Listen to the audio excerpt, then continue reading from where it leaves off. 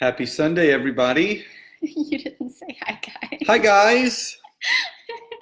Hi, Hello. guys.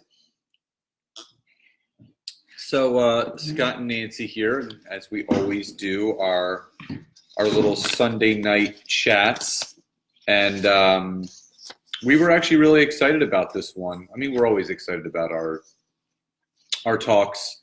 And hi, Teresa. And we were thinking about, what can we talk about? We always try to come up with new ideas and ways to empower and inspire people. Hi, Susan. Hi, Debbie. And what we wanted to talk about, hi, Natalie, is the movie that her and I saw this afternoon, A Star is Born, and how we can relate it to life. And if you guys have not seen this movie, Oh boy. yeah, It's good. this is the fourth version of it. But it's, obviously it's told a different way each time. The most recent one was done in, I think, 1977 with Chris Christopherson and Barbara Streisand. And this was just, type Y or yes if you've seen this already, or N or no if you haven't. Because if you have not seen this movie, I'm of the opinion that not only is Lady Gaga going to win an Academy Award, I think it's either going to win Best Picture, Best Director. I mean, Bradley Cooper did such an incredible job on this movie, just with the cast: Dave Chappelle, Andrew Dice Clay, Sam Elliott. Sam Elliott. So good. Yeah, it was. It's a good movie when you kind of forget that you're watching a movie. You're in it. It's we both got kind of emotional after the movie. So it was great. I mean, it really was. I've never seen the other ones. I have nothing to compare it to, but what I know is this was an impactful movie for us in where we are in our lives, and that's what we wanted to talk about tonight. So we wrote down four takeaways from the movie, and number one was support with some whiteout underneath. Here, can I share really quick? No. Well, Why? So I used to be heavily involved. I used to be in HR.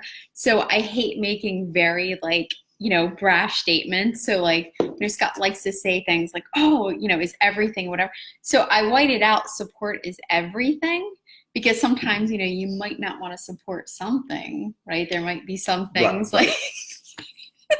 So she HR'd so me just with a little this. behind the scenes, I just put support. So to keep it support with broad. some whiteout. So let's start off.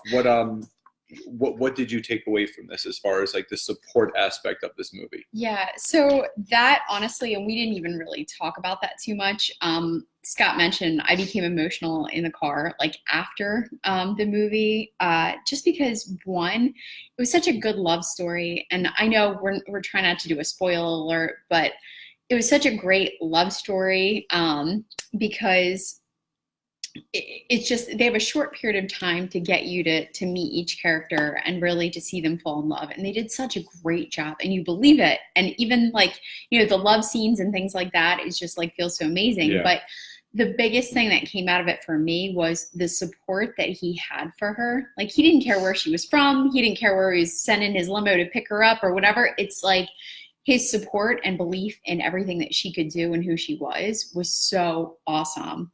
And it got me thinking that I am so incredibly grateful for Scott and, the support that he gives me, because it's insane in a relationship that is so healthy that, we support each other. We're able to talk through things, and, maybe one of us might have a crazy idea, which is, I hope I put is everything. I deleted everything because, we might have a silly idea, but we're able to talk to each other about it, and we support each other, and we ultimately want the absolute best for each other. And this movie was just so cool because the support that he had for her, and this is Bradley Cooper had for Lady Gaga, Oh my gosh, like it was so amazing and it made me emotional because it's like, wow, like, true love and support and everything is just everything. And it was just really cool. Yeah, and to piggyback off of Nancy, you know, the belief that he had in her. I mean, he had this unwavering, undeniable belief that she was the next big star. And I mean, from the moment they met, he knew that she had something, she had it. And and we say it to each other all the time that we pick both of each other up, and we both know that we're on this. We call it our train.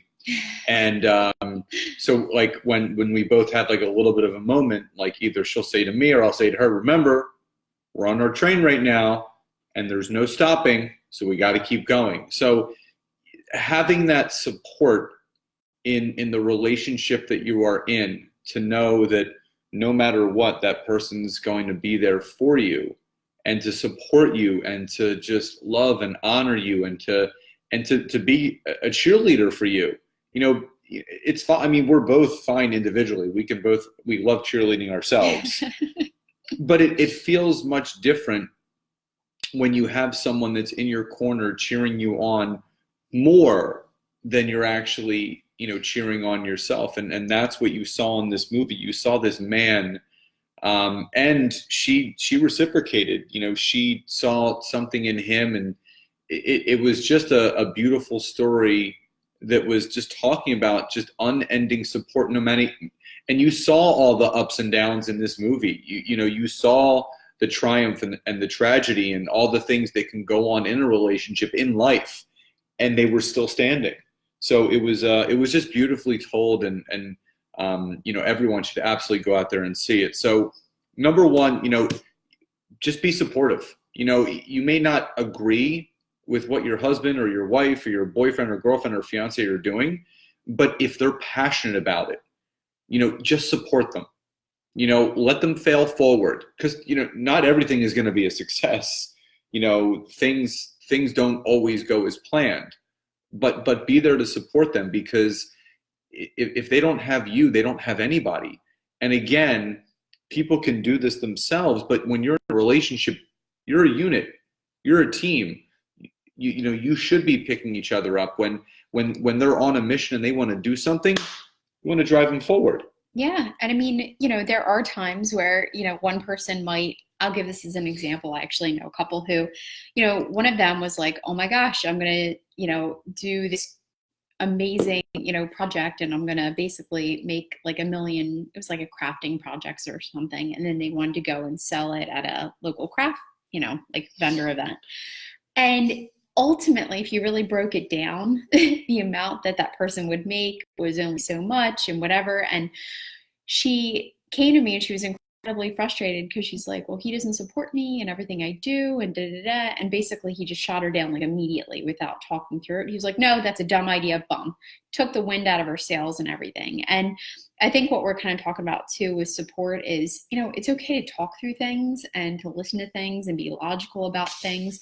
But if someone's so incredibly passionate about something, it is important to kind of hear them out. And you know what? If your initial instinct is to shoot someone down, instead, why don't you ask like why? Like dig in a little bit more. Like, hey, why do you want to sell the crafts? We want to make a lot of money. Okay, well, how much money are you going to make off each one? And you just kind of keep digging in, but not in a mean kind of way.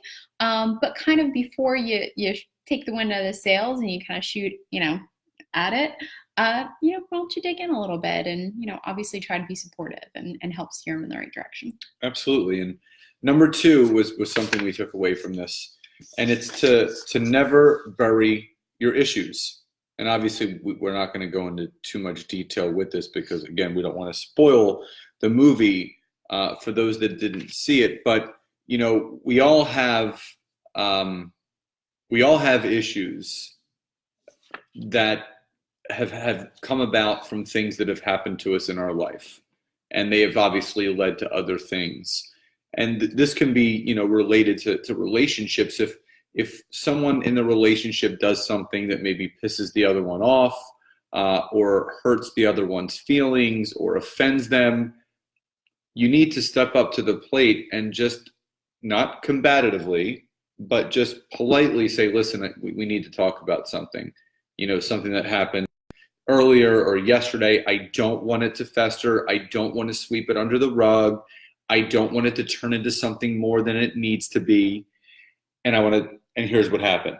And when you end up burying issues, they end up amounting to so much more, because that displaced anger or frustration or whatever it is will take shape in some other way. Whether you end up having a short fuse with the person that you're with, you snap at them, you create drama or fights off of the littlest things, and if you go below the soil and really dig down to what's going on, it might stem back to something that happened 6 or 7 months ago that you knew that you should have brought up and spoke about, but you just didn't do it because maybe you didn't want to feel combative and you didn't want to offend the person, or you didn't want them getting upset. But it's the way that you say it.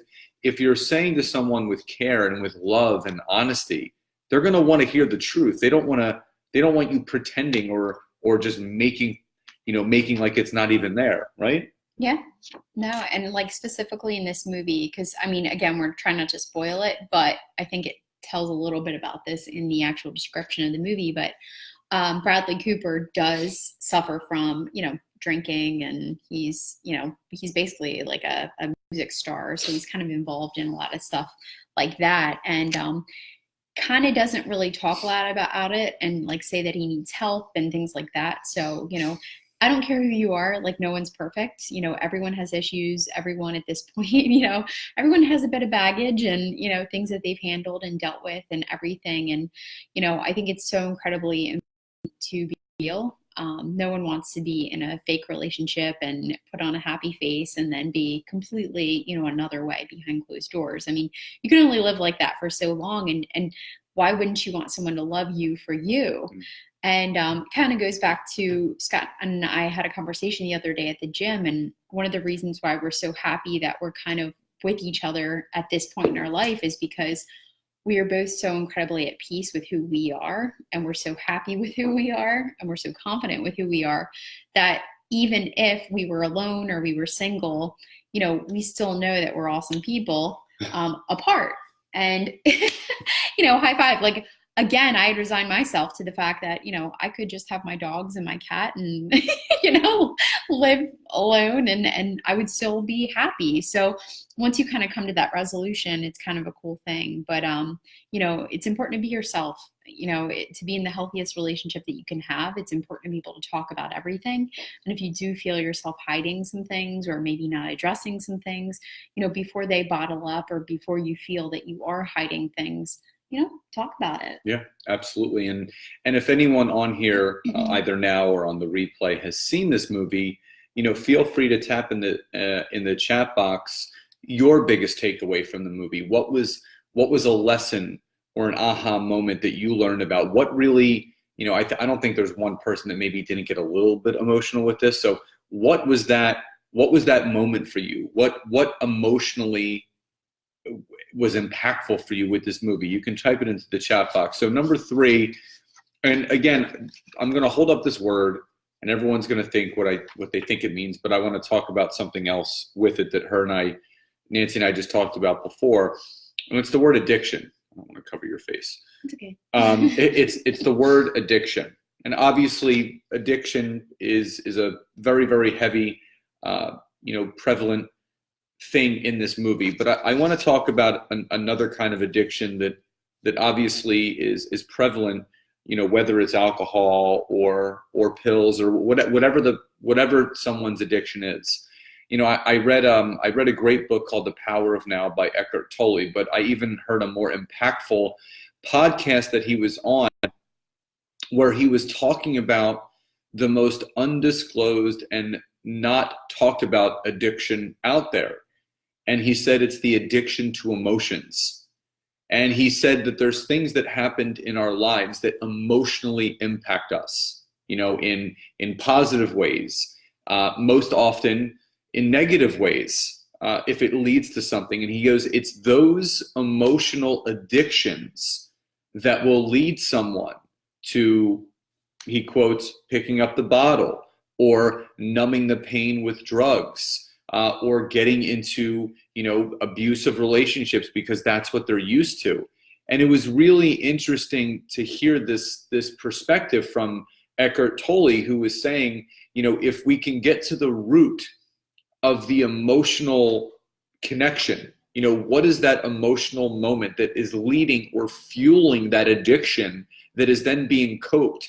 And he says all of these things, drugs, alcohol, all the things that people are addicted to, he says they're not addictions. He goes, they're coping mechanisms to cope with the emotional addiction to something that happened. So, addiction is real, but what I really took away from this is that when you can confront your emotions, because sometimes when you're addicted to an emotion, it could lead to abusive relations, whether it's verbally or physically. I mean, that's real. When you can get to the root of what the emotional addiction is, and you can confront it, you can face it, you can acknowledge it, and then you can learn and grow from it. It's a way that anyone that is dealing with any sort of addiction could be cured. I'm not here to say that it's guaranteed, but again, if we cut through the topsoil and get to the roots of why someone does something, why is someone picking up the bottle? Why is someone grabbing pills? Why is someone verbally abusing someone else? And you go back in time, there should be a moment, or as most typically, there is an emotional moment where I remember seeing, it was a Tony Robbins video. And he was interviewing this gentleman that stuttered. And he had stuttered ever since he was 4 years old. And he had no self-confidence. He wanted to get a job, but every time, he would speak, he would stutter. And, Tony Robbins did, he was just kind of like going through his backstory.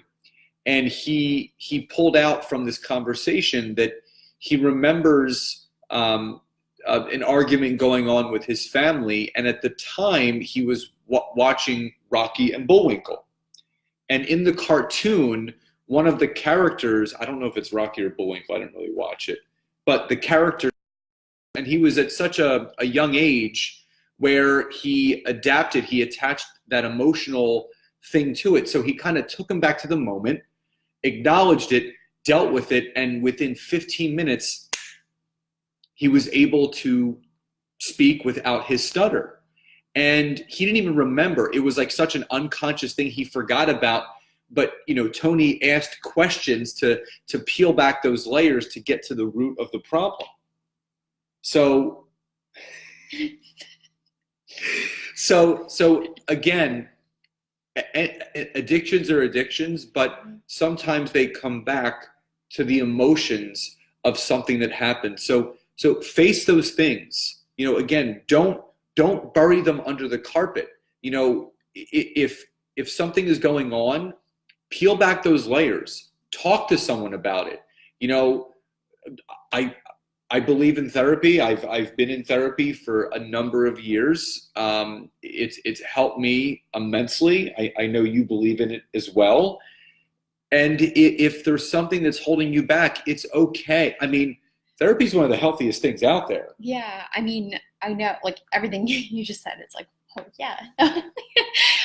But no, like, seriously, I was thinking the whole movie, and again, not to spoil it or anything, but like the whole movie, like, how can you help people who are suffering from addiction? And, if you know someone, if it's you, if it's someone who's close to you, family, there's so many ways you can go find help. Mm-hmm. And, really, it's just with so much exposure, and we talk about it all the time, with so much exposure to social media and everything daily, it actually says that the average person, almost everybody has like PTSD in some form, because we are exposed to so much negativity and craziness through social media and the news, that we're dealing with things on a daily basis that most people so many years ago dealt with in a year, maybe a year or two.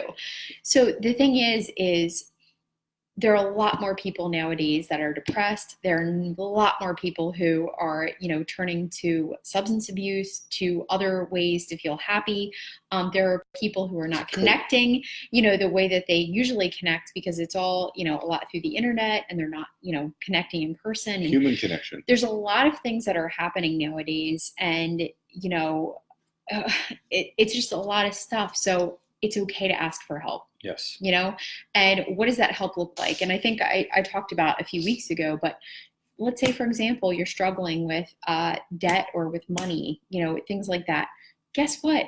There's financial advisors, there's financial helpers to kind of go through and help you face your fears, look at everything, come up with a game plan, and get started. And guess what? It's all figure outable. That's one of my favorite quotes. I think, like, Michael Strahan was on, one of the things, and he's like, it's all figure outable, guys, no matter what it is. And, Scott's had his ups and downs. I've had my ups and downs. We're all going through life together, but, like, there are really tough times, and emotionally, whether you've dealt with the loss of, people close to you, whether you've dealt with, like, horrible things, divorce, breakups, getting hurt, injuries, things like that. You're going to feel bad, but I will promise you, it's almost cyclical. It's going to come back. It'll come back around. And whether you know that that's what is making you upset, things happen and you feel bad. And it's okay that if you feel bad and you feel sad or things are hurting you, to ask for help. So there's too many people out there who totally relate to what you're saying. There's other people who are going through what you're going. But when it comes down to addiction, please don't be afraid to ask for help. And, loved ones around you might not even know that you're going through this. That's a big thing from the movie, that, like, you just don't know how bad people are, and you don't know, where people's minds are and what they've been through, and to get them to where they're at. And, it's never too late to ask for help. Speak up. And Debbie says, Scott, I have a coworker that I have issues with. No matter what I say or do, she always finds fault or a reason to fight with me. I finally realized this is really about her misery. I'm not going to be miserable too. Takes too much energy out of me. And Debbie, you're exactly right. Sometimes people will project their personal hurt and negativity on those that aren't personally hurting or negative, to try to bring them down. Because, again, Debbie, you said it in your comment, misery loves company. So, you got to just meet people where they are. And the beautiful thing about life is that we get to choose who to engage with, who to talk to, who to hang out with. We decide who we want to let on our train, and who we want to kick off. And that's the beauty of life, is that, you don't have to spend it any way you don't want to. You don't have to spend it with negative people. You don't have to spend it with people that don't, fill their days with love and honor and respect and joy. Who wants to spend time with people that are miserable and curmudgeons and negative and cynical and just talk shit on people all the time? Like, those aren't the people you kind of want to learn and grow with. And David says, the issue with addiction, it tells you it tells you you don't have one. Wow. Yeah. And David hit it right on the head. Sometimes when there is an addiction, again, it's oh, no, I'm good. You're good. Beautifully stated, beautifully said. Absolutely, David. So, sometimes you don't even realize that something's there. But, if there's an inkling of anything, go get help. Just talk to someone. It always feels good to empty the tank and to talk about things, to not hold them in. And the fourth and final big thing that we're going to end with, that we took away, and we loved this one, was be yourself. And there was something that he said to her, and I'm not going to give the exact quote, but he basically said to her, if you don't let people see the real you now, you're never going to get the chance, and you're never going to get that chance back. So, what I want to say is that, don't be afraid to be you. We were reading Taylor a book last night, and I started to read it, and he said, can you do it in a high-pitched girly voice? And the adult in me wanted to say, no, I'm just going to, it's story time, I'm just going to read the book. But I forgot that I'm also a big kid. And I said, sure. And so I started reading the book like this. It was great. And then he said, okay, stop. Now read it like a really old man. So then I started reading the book like this. And then he had me change my voice 3 or 4 different times. And I remember finishing the book, and we said our gratitude for the day, and we tucked him in, and we went to sleep. And I remember, I thought about it today, that I had a choice there, because kids remember everything. And I am a goofy person. I have no problem being a goofball and doing things. Why do I have to be serious about just reading a book at night? And, so we read the book, and I did it in a few funny voices, because I just wanted to be myself. And God, it feels so freeing to just be you. I mean, to not have the shackles on, and to be imprisoned within yourself because you're afraid of fear of judgment and what other people think. It's just such an amazing feeling. Yeah, I love what Mark just wrote. He said, I feel awesome. I tried being someone else. Turns out my true friends love me for me. Love life. Absolutely. Love it. And that has been such a huge catalyst in my life. Is I'm a goofy, silly, nerdy person. I mean, I am up and down. And it's only in the last few years that I've really come into my own and loved who I am and been comfortable to show other people. I mean, it feels so nice to be in a relationship and have friends and be around family that really know the true me, because there's always that weird feeling, right? When you have to hold back and you're not fully yourself. And really, it's so much better when you surround yourself with people who accept you for who you are. Yeah. It is great. And I love that Scott is so goofy. And the longer we've dated, the goofier he gets, which is just the treat. Sometimes. Yeah. Sometimes.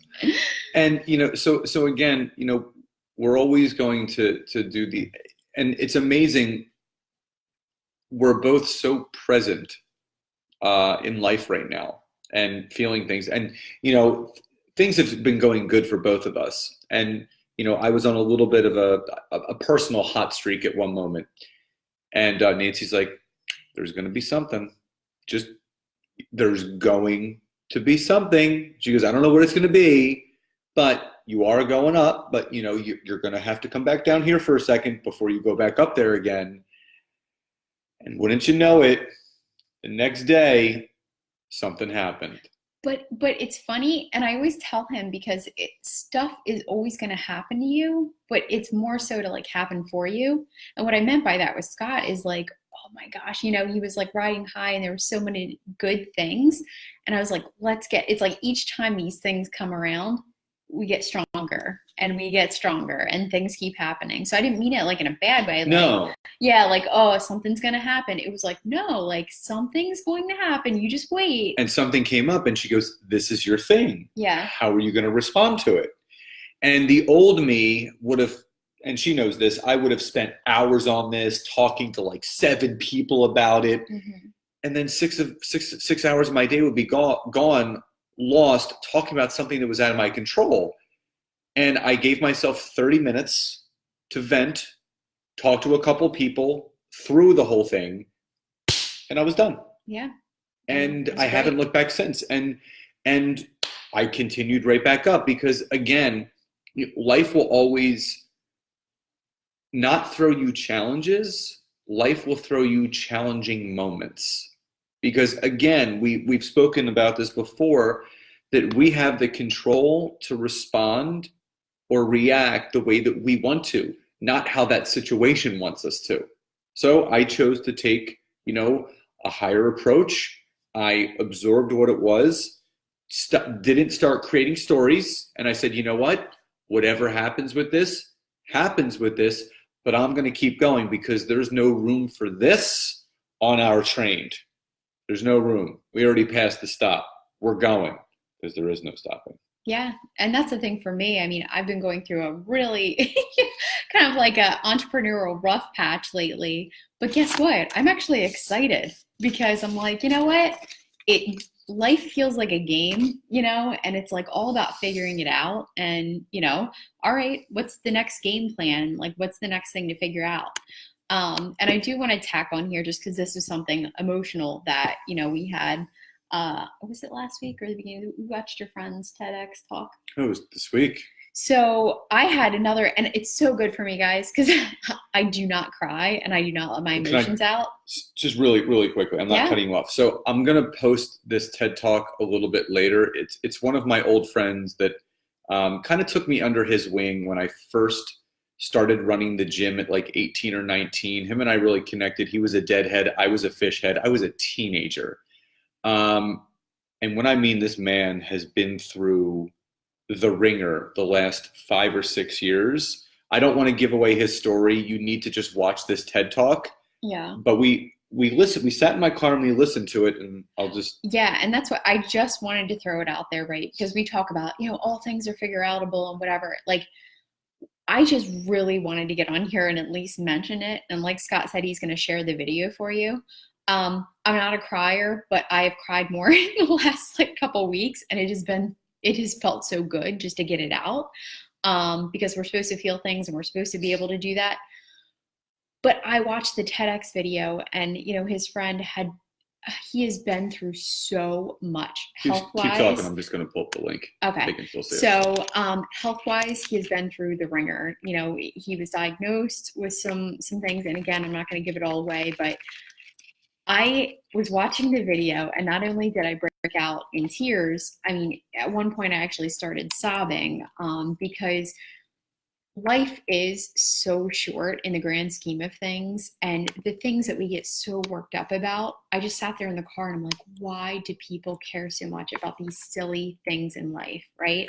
And I'm sure many of you, on the live at this point, have lost people close to them. I'm sure you guys have dealt with someone who's had cancer or has been diagnosed with something unexpectedly. What are you pulling up? I'm trying to pull this book. Sorry, I can't see myself, so I'm not sure. But no, everyone has dealt with, loss, things like that. But all those things that you think mean so much, and all those things that you're getting upset about, and all those things that you're just all worked up, it really is not that big of a deal, because life is so precious, life is so short, and you never know when things could happen. And this guy, Scott's sharing. Yeah, so Scott's sharing the book right now, from him, and he does have a TEDx that I'm sure we'll throw the link up there in a few minutes. Sorry, that just threw me off. But anyway, please watch his TEDx. It totally brought me back down to what really matters. Here I am stressing about, things in life that can easily be changed if I just, did something a little differently. But here's this guy who fought cancer and was fighting for his family and had so many crazy things happen to him.